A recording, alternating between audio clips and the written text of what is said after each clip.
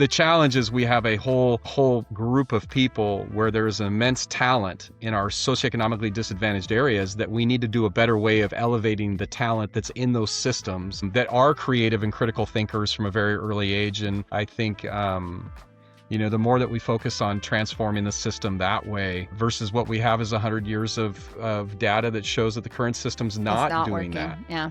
No. Access and opportunity. Those are two of the big Sure. ones. Give them access and give them opportunity. If you teach them that they can do it like you are, look out. The world is a better place because of what you're doing it. And when you believe that in yourself, you'll go out and build your social capital.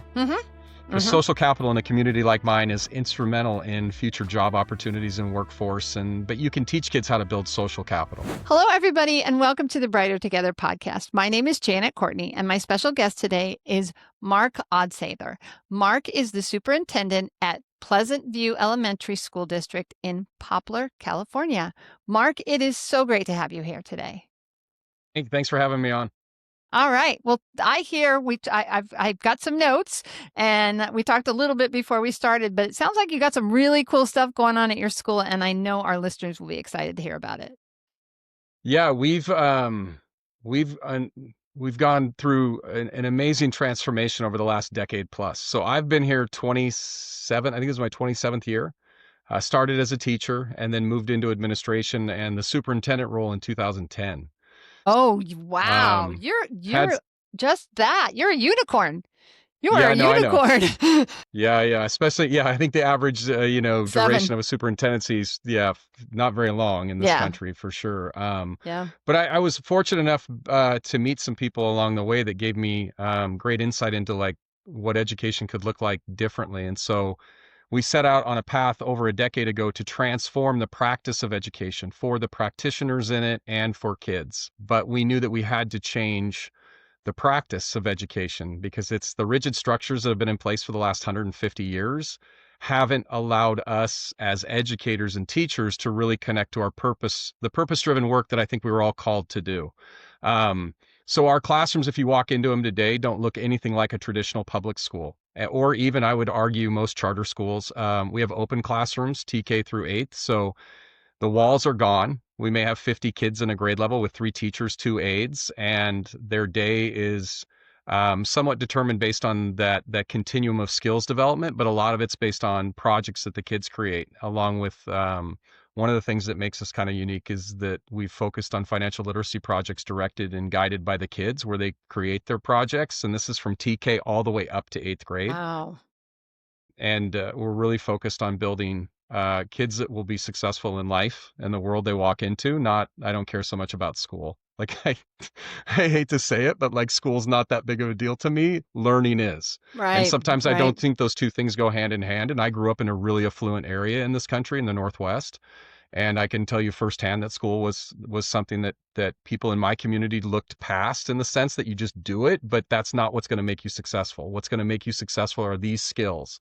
And they're considered soft skills in a lot of situations. And the research is clear in the last 100 plus years that the soft skills are more important to well-being and life readiness and success. But yet somehow schools focus too heavily on hard skills and test scores and we just don't. Because they're forced to, right? To a certain extent. I think they think they are. Like, it's not that we disregard it. We know that we still are going to be held, like, that we have to do those things. I wouldn't necessarily say held accountable to it because we actually did some focus group work with our families in our community, which we are one of the most impoverished areas in the United States. So in 2 major studies in the last 20 years coming out of Hurricane Katrina and so on, the east side of Tulare County was labeled as the most impoverished in the nation, which we sit right on the east side. We went through the big drought in 2013 through 15. So we're dealing with the kids that are at high risk, and we decided that we were just going to change the system and change it for teachers, right? Because so many teachers, I think we lose close to 46% of new teachers in the first 5 years, which is problematic. Yeah. They are not feeling connected to a service-driven world, which is where we felt a calling to go do something to help and encourage kids. It's Pleasant View's an amazing, I refer to it as the Pleasant verse. Like it's an alternate reality. Nice. And we have a lot of people that come visit and stuff, and we don't publicize too much what we're doing because education is so deeply rooted in some of those structures. It's difficult to get people to understand why we need to make these shifts and changes. Yeah. Teachers get it. The minute teachers come on campus, they get it. They understand it Yeah. right away. So yeah. So tell us what a typical day looks like then. So our kids in the mornings are usually broken up and kind of deploy out to teachers for, we call it TRI, our targeted reading instruction time. So we look at the continuum of skill development for like literacy development. And the only reason why we have grade levels is because somebody put a line through the standards development as a continuum. Yeah. How much can a child learn in that year? And that's that grade, and then we cut it off, yeah. which puts limitations on our kids, right? Like, yeah, and sure. so we look at, and so our kids get deployed out based on where they are in the that continuum of skill development. And then when they'll go to math and do math for that. And it's the same thing. We deploy out on some days, but then the rest of the day is pretty much tied to project-based learning. So kids creating their own projects, they're actually using AI to co-design their own projects. Teachers then just focus on building the skills, that the skills can be the same across the projects, but our kids design a lot of their learning. And then I partnered with a group out of Brazil about 4 years ago to bring them to the United States. So the group out of Brazil was instrumental in building the Lumiere schools, which the Lumiere schools were built by a man, successful businessman down there, Ricardo Semlar. And they were a democratic model of schooling. So kids could decide what they wanted to learn about. I think they fired Ricardo a couple times from running the school, and then they hired him back. But that's awesome. I was introduced to them. I was down at Da Vinci Schools in Los Angeles and happened to meet them and convince them to come work with me to build the education system of the future in Poplar, California. And so they did. In the last 4 years, we've worked really closely together to build in the financial literacy projects for our kids. And our kids are now they've done some amazing things. It's incredible to watch. But like we had a group of 2 years ago that third graders decided they wanted to travel the world. So they researched different locations around the world. They filled out passport applications. They made their own passports. They created a travel budget to go to their locations, which they chose like Sydney, Australia, New York, Paris, Seoul, South Korea, which I thought was really interesting. And then in groups, they created a budget to raise money for their virtual trip, and the teachers dressed as pilots. The kids were walking to school with their suitcases, boarded their plane, flew to their location, went through baggage check, had to get their bags, had to get a visa, and then they went to a restaurant that was organized by the teachers to use their currency. They had to do currency conversion. And then Bakersfield Airport actually let the kids come down. They took them through TSA, issued them tickets, took them out onto the runway so they could watch a plane land. And then last year, our third grade decided that they wanted to learn about sound, which I thought was really interesting. And so we tied the financial literacy skills into that in terms of building prototype sound devices. The kids went down to the LA Zoo and they charted amplitudes of sound waves of different animals. Then they came back and they went to Cal State Stanislaus 3D Fab Lab to produce the parts for drums. And then the kids assembled the drums and played the drums at the Christmas program. Wow. And they all tied to financial literacy skills. Yeah. And then we have a tool that we use that we basically archive it all like a digital portfolio. So they have this tool that was used in the Lumiere schools. And so when I say we're completely different, like we're a testimony to the fact that like public schools can change. And I've had a number of people reach out to me about like from Brazil, and even I was working with somebody that sits on the United Nations Human Rights Council about can we create a model and replicate it? And my answer is no. Like it's everything we've done here is built on process. So we're not a model you can replicate in the sense of like we have a lot of different processes we use to do what we're doing. But our classrooms are amazing places of kids talking and moving around, and we also do Paideia seminars. So we partnered with the Paideia Institute out of North Carolina coming out of pandemic because we felt kids need to learn how to use their voice and they need agency over their own voice, and they need to learn how to listen and have civil discourse, which we seem to have lost in this country. Yeah, for sure. And so our kids do 2 Paideia seminars a month. They do these really rich Socratic seminars, and it's been amazing to watch. And we see our kids going off and doing amazing things when they I always get asked, like, what is it like when they go to high school? Because it's I was such a one of my different questions. system. Yeah, that was my next question for you. Is how does that translate for them when they get to high school?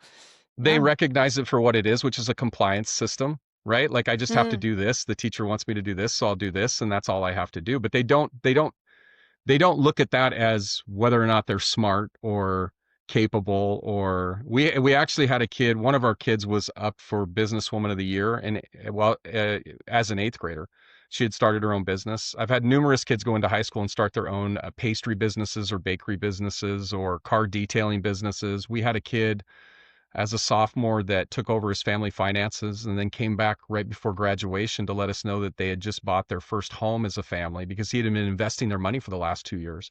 And then he came back 3 months later to let us know that they had bought their first rental income property. And I asked him, "Are you going to go to college?" And he's like, I might take some real estate classes. And I'm like, "Yeah, you're good."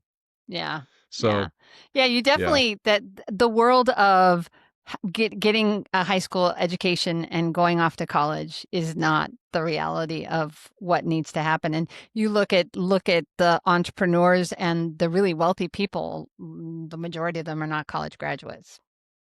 So, No, and that's the neighborhood I yeah. grew up in. So I grew up in Medina, Washington, which Medina is home to Bill Gates' house was 2 blocks from me. Like it's Wow. like the Microsoft millionaire warehouser, you name it, Mhm. Mhm. Nordstrom family. Like I grew up around that, and we were all told we were going to be very successful in life. But I don't know that my friends and I were much smarter than the kids I'm working with, No, right? But it's it's about just there was an access, expectation. opportunity. Yeah, Yeah. Access and absolutely. opportunity. And building social capital and self-efficacy, which I focus heavily on. Mhm. Like we had an efficacy in our neighborhood that we just believed we were going to be successful. And my kids can believe the same thing. Yeah, And so absolutely. our focus a decade ago was, can we create a, a very transparent, collaborative practice where the practitioners are driving the work? And we believe that lateral accountability would develop, leading to the self and collective efficacy of all learners growing and developing, which is what we've seen. It's not a theory anymore. Like it's actually Mhm. happened. You've made So it. Yeah, you've we made it. have for sure. Wow. So, how many kids do you have in your school right now? So we are 400 and about 40 kids, TK through eighth grade. 30% of them are inter-district now, which so they're coming from the more affluent Yeah, neighborhood in they're town coming. out Yeah. to this really impoverished community to go bring their kids to school. And again, we don't publicize a ton of what we're doing because I don't think it's a difficult lift for parents to understand it, but it's a challenge for people in education to understand why we're doing what we're doing Mhm. because Mhm. it's our mental models of the system are so different. It's based on what we went through. Mhm. Um, and it's a big shift. Well, and you're teaching to your kids strengths too, when it and interests and interests. I don't talk about it very often, but my kids went to public school for each one of them went for a part of their beginning years, and then we homeschooled for 8 years. And I have three, and I'm an SLP. I'm a teacher, naturally a teacher.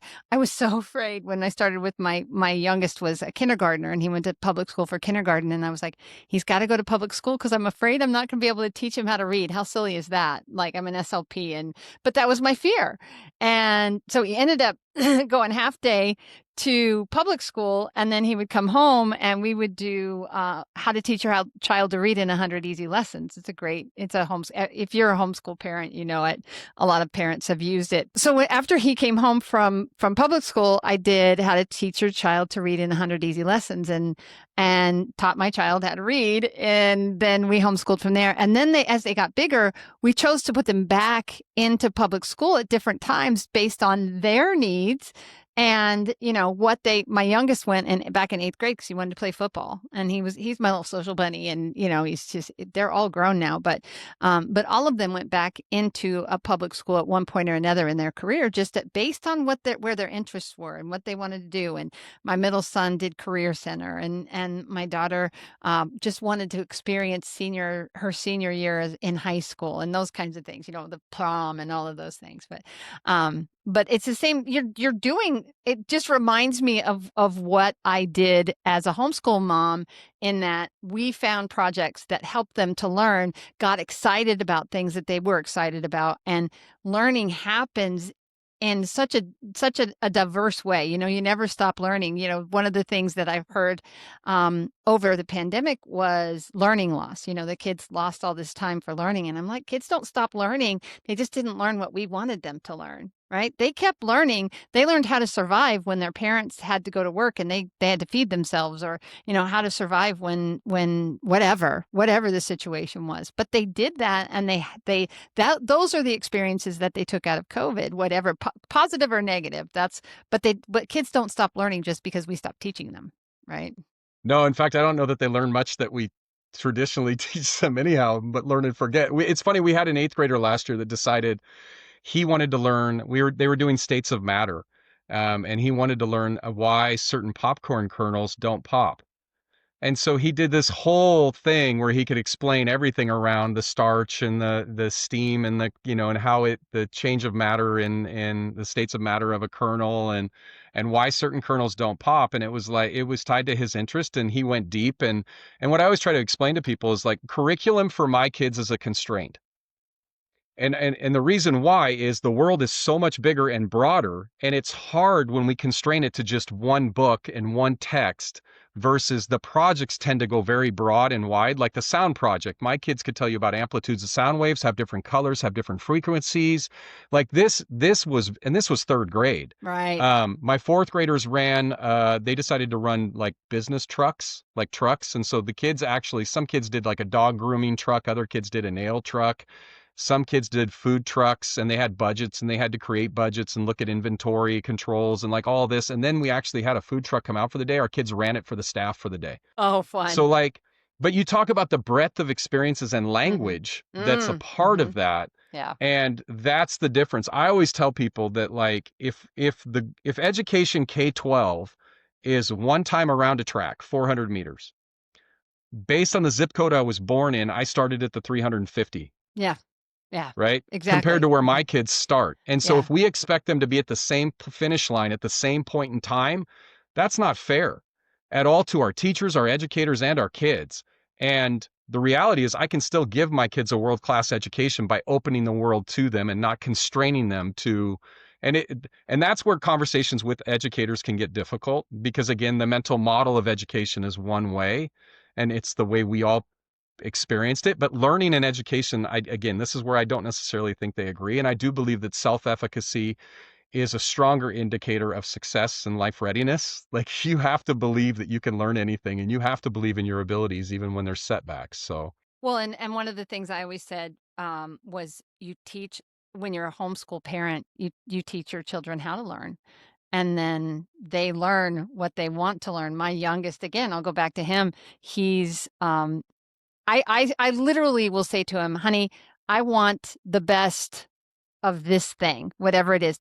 And he researches it for me. He gets down into it, because he does it all the time. Anything that he's interested in, he researches it like crazy. He's 23 now, and he's actually just joined the Air National Guard, and he's going to basic training in March, and then he's got his tech school after that. He aced the ASVAB.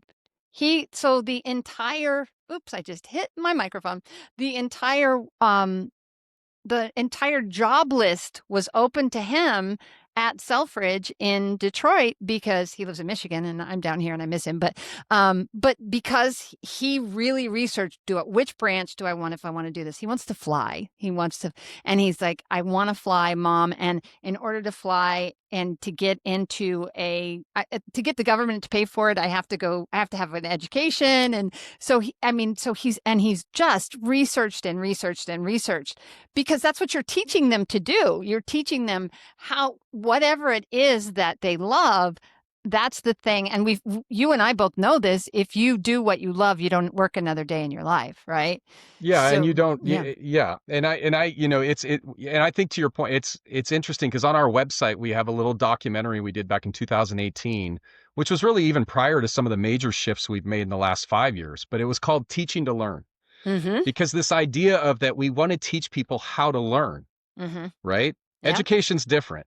right? And Yeah. this is where I get the two, and I don't necessarily agree that we're really doing a great job of educating kids in this country when we should be teaching them how to learn, which to Yeah. your point about your son is he believes he can learn because he's very interested in it. He'll go find the avenues and he'll knock on the doors and open the right pathways. And that's the piece that I think when you come into our system and you get to see what our kids are doing, it actually is a very emotional experience for a lot of school systems. We do instructional rounds 6 times a year. Richard Elmore, who is the head of the Graduate School of Education at Harvard, and Liz City, who are the authors of that book, I happened to meet in 2010.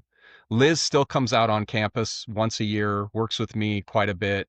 Actually released her brand new book in April last year on campus. Um, Richard was the head of the Graduate School of Education, but a big thinker. And him and I had lots of conversations around the work that him and Sagata Mitra had done. And Sagata is the guy who put a bunch of computers in the walls of the slums of Mumbai in India of an office building. The kids taught themselves molecular biology, and these are right. kids with no education. Isn't that crazy? And so there's an amazing movie on Amazon Prime now called Radical. And it's the story of a teacher in Matamoros, Mexico, who did the same thing that we're doing, but he did it in his classroom and got amazing results from his kids. We're just doing it on a systemic level, and we've been able to do it on a systems level. There's a big difference between being supported by somebody who's walked in your shoes and someone who hasn't. At Lighthouse Therapy, our leadership team is made of experienced clinicians who've actually worked in schools. We understand the pressure you're under and what real support looks like. That's why our therapy solutions, whether it be virtual, hybrid, or in person, are built with you in mind. No complicated systems or red tape, just streamlined support and seasoned therapists who are ready to make a difference. Learn more at lighthouse-therapy.com/brighter together. Yeah, and you're changing. Your kids will change the community. You must be seeing some of that already. Yeah, I always joke half-heartedly that like I'm okay with the other education systems not changing because my kids are going to need employees someday to work for them, because that's the mindset of our kids, is that they're going to end up running their own businesses, and they're going to have they're going to have that entrepreneurial mindset, which a lot of my friends that I grew up with, that's the mindset they had, and many of them went on to run major businesses and are CEOs. But I'm going to be honest with you, I don't know that they ever scored well on state tests. I don't know that they were not 4.0 students. Like, so again, I think where we tend to put value, and I was reading some research recently on like at 7 years old, those tests that we give 7 years old are just as predictive as any tests we give them K-12. And again, it had 60-70% of it's socioeconomic, right? Oh, yeah. So, and we need to have an honest conversation in this country about what we're assessing. The challenge is soft skills are more qualitative in measurement, so it's harder to assess those things. It's easier to say it's a hard skill, but we believe we have a tool that shows, because the tool we use that we brought from Brazil, the Mosaico, is a disc that is a digital portfolio of a kid's whole learning journey. So TK through 8, instead of my mom who put it up on the refrigerator with a magnet like my work, we have the ability to archive this in a disc and show a child's whole journey of learning through their educational path at Pleasant View. How do you handle special education students?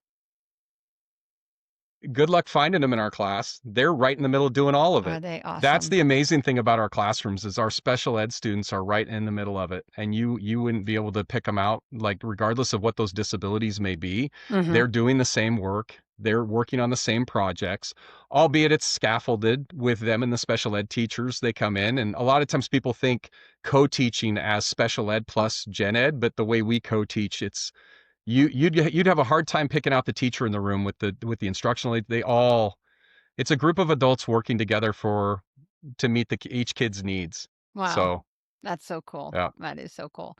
So, so how do you handle, you still have to do state testing, right? I mean, are you mandated? You're mandated, right? Yeah. I don't think we have to think it's important. Yeah. No, I get that. So we but you still take have to, you just do it and you move on. Yeah. A lot of schools will make a big deal. They'll celebrate. We don't. We actually give the NWEA map 3 times a year, and we do that to kind of check on growth targets and kind of if kids are growing, and that's how that's the data we use. The state test to me is it's an indicator of what we already know, which is the socioeconomic status of our kids and where they start versus where kids in other areas start.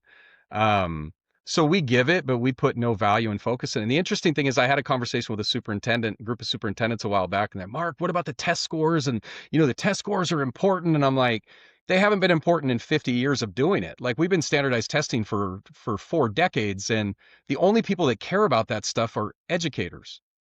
And we celebrate that we're moving forward, but yet still 60 to 70% of kids aren't on what we call grade level. So we don't put a lot of emphasis on that, because I also think to my teachers it's unfair, because day one they know they're not going to meet that standard come May.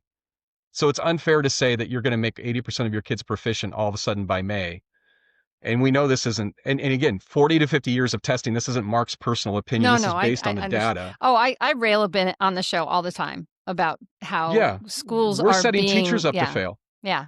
And I don't want my teachers to think that the impact they're having on this world is tied to some archaic test. Some number. No, and based on whether or not that child had a good night's sleep and had a full belly and felt safe and all of those other factors that are going to affect those scores as well. Our focus is build relationships with kids and families. And when we did our focus groups, our parents were very clear to us.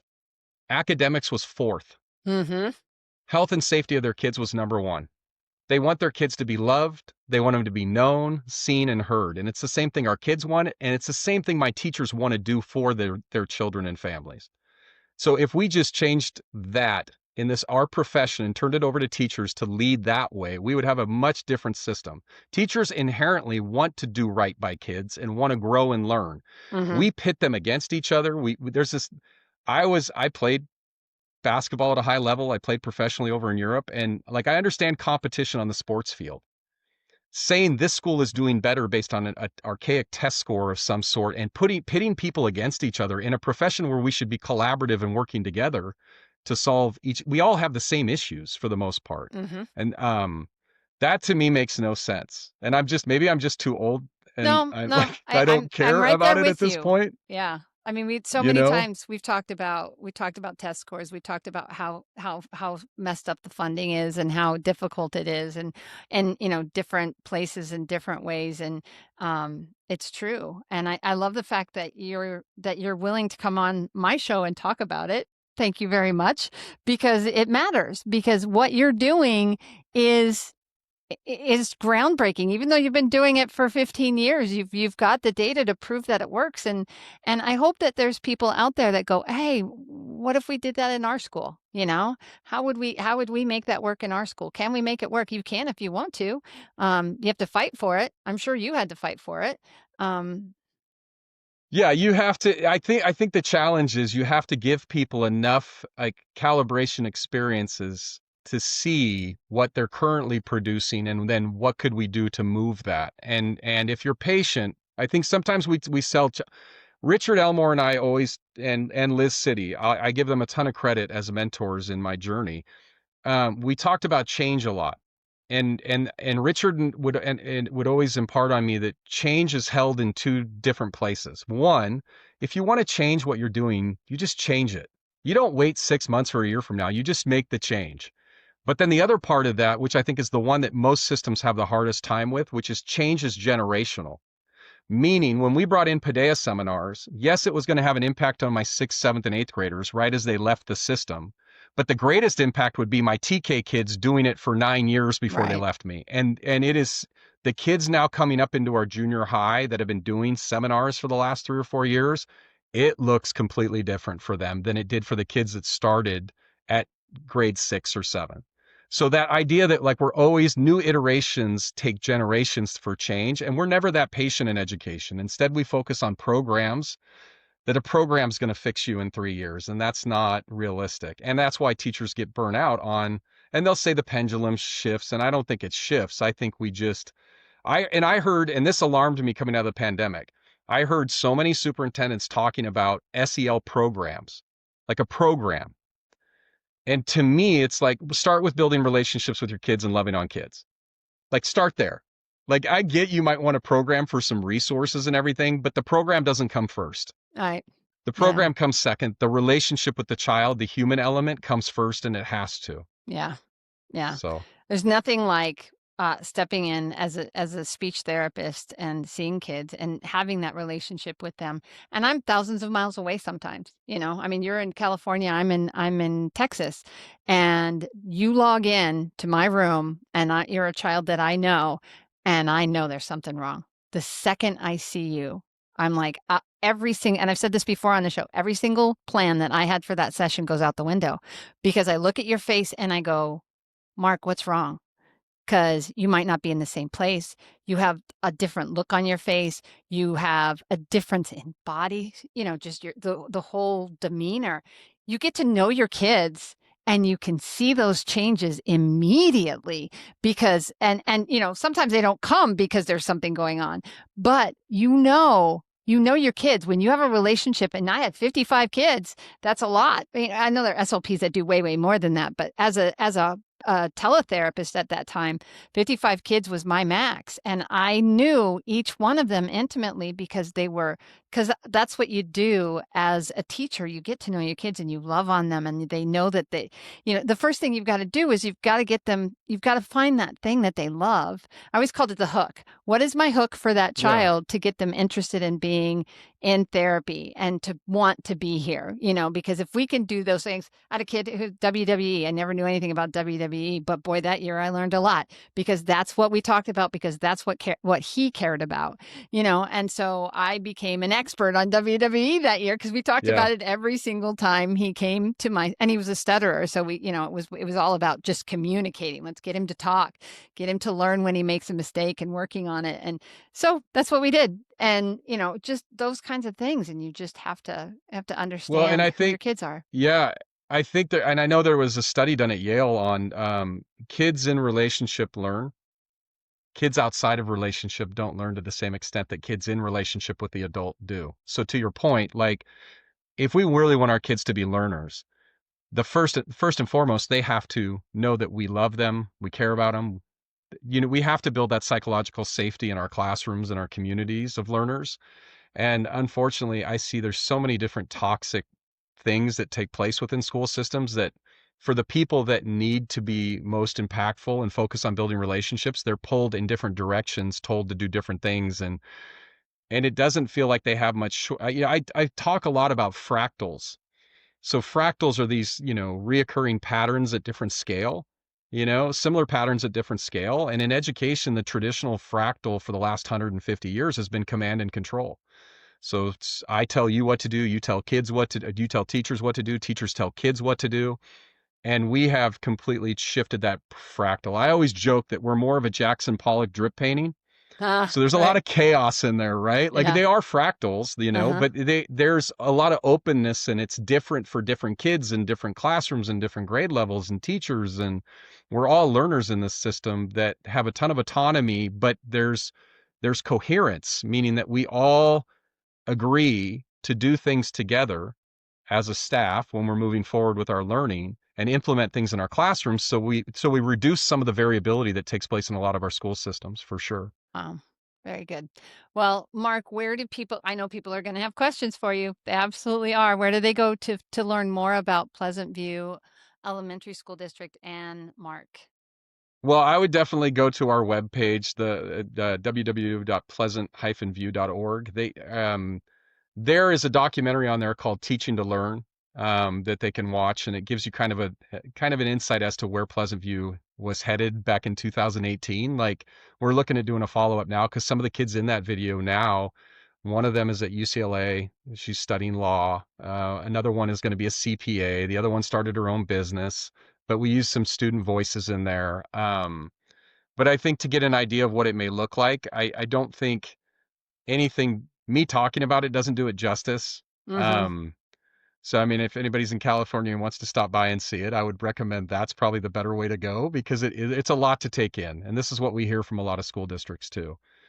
And I actually had somebody visit last year who was a tech entrepreneur, built a huge tech company. You would know it, but they told me they've worked in the charter school system and seen some of the most innovative schools in the country. And he told me, I have never seen a complete system until I came here. Wow. Very cool. Which was a great compliment to the work that my staff has done. Yeah. Yeah, because you didn't do this by yourself. We know that. We know that. No. You had to convince a lot of people, and they have to buy in. You have to have that buy-in for something like this. And they obviously have, because you've been successful. So, and the kids are going to win ultimately. And that's the most beautiful out of all of it, is that your kids are going to win and they're going to be successful, and it's already happening. So congratulations on that. It's amazing. I have 3 very successful children because I taught them how to learn and gave them the confidence to know that, hey, and I've said it, and if you say anything to a child that's your own, you have to teach them that you can do anything. There are people that are Yeah. always going to tell you no. There are going to Oh, yeah. always be people who don't believe in you, but you can do anything you set your mind to. So I'm telling you, as your mother, to go out and grab on to what you want in life, because you can do it. And my youngest, I think, took it to heart more than my two. They all work for me right now, but my youngest he wants to fly, like I said, and he's chasing it because he knows, and he's got that confidence. And I'm super proud. I'm a proud mama. I always will be. So, yeah. Awesome. So one last Yeah. question. So Sure. if you could, within your realm, and I don't want to talk about money, because there's never enough money. We know that. But if you could just miraculously fix one thing in your world, just one thing, what would it be? Don't have to deal with it ever So, again. well, I think there. I'll give you one. I'll first say that I don't think money is the issue in education. Yeah. Like, I think we've organized adults around the work in the wrong way and kids around the work in the wrong way. And if we reorganize them in a different way, we're going to get different results. I will say that the one thing is the bureaucratic mess they put on schools. Mm-hmm. That burden, what I've seen in the last 15 years as superintendent is it's more than quadrupled the amount of paperwork and compliance stuff that the state requires, that takes educators away from doing the meaningful work. And I don't see it. They never take anything away.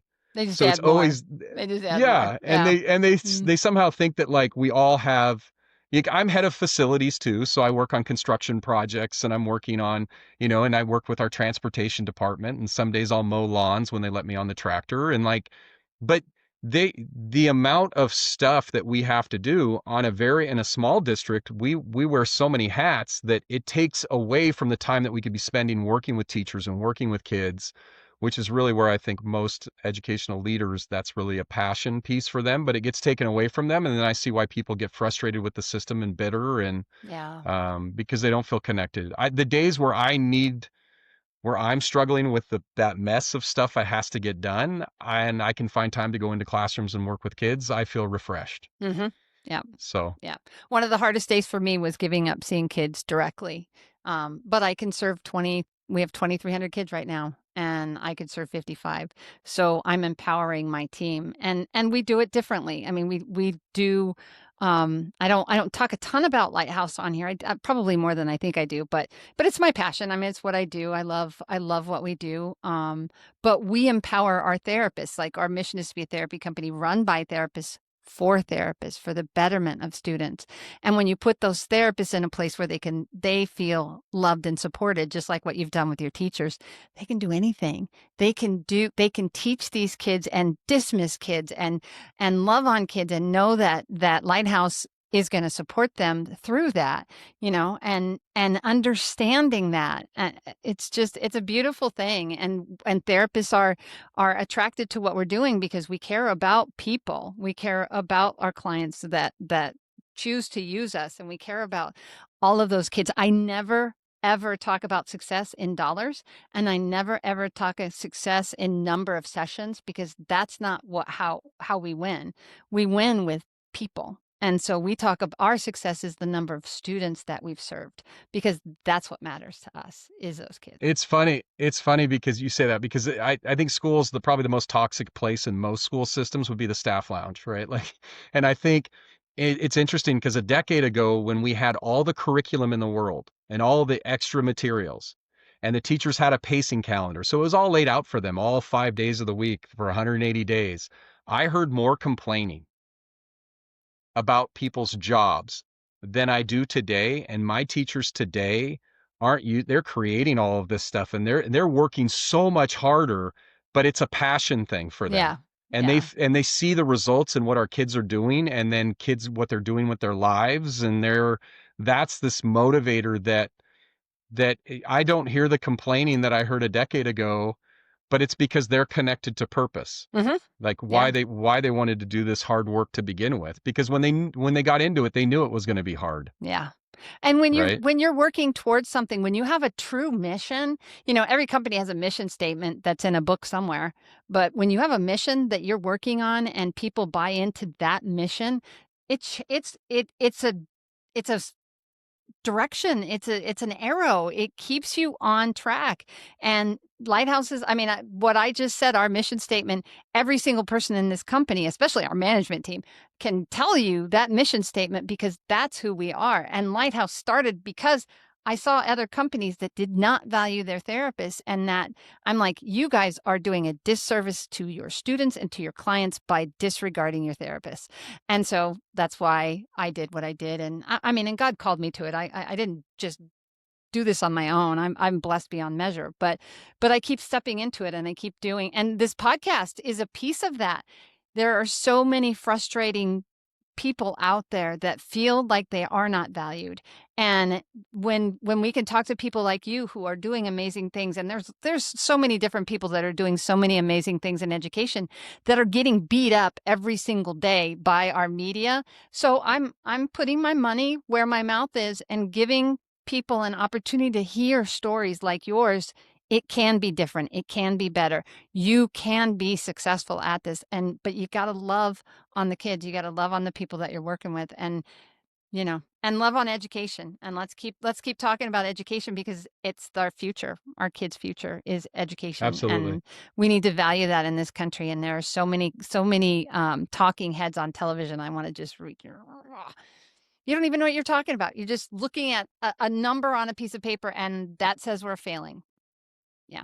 So anyway, Yeah, yet we have one of the most creative societies in the we world, do. right? We And do. full of entrepreneurs and Mm-hmm. the challenge is we have a whole group of people where there is immense talent in our socioeconomically disadvantaged areas, that we need to do a better way of elevating the talent that's in those systems, that are creative and critical thinkers from a very early age. And I think, the more that we focus on transforming the system that way, versus what we have is 100 years of data that shows that the current system's It's not not doing that. working. Yeah.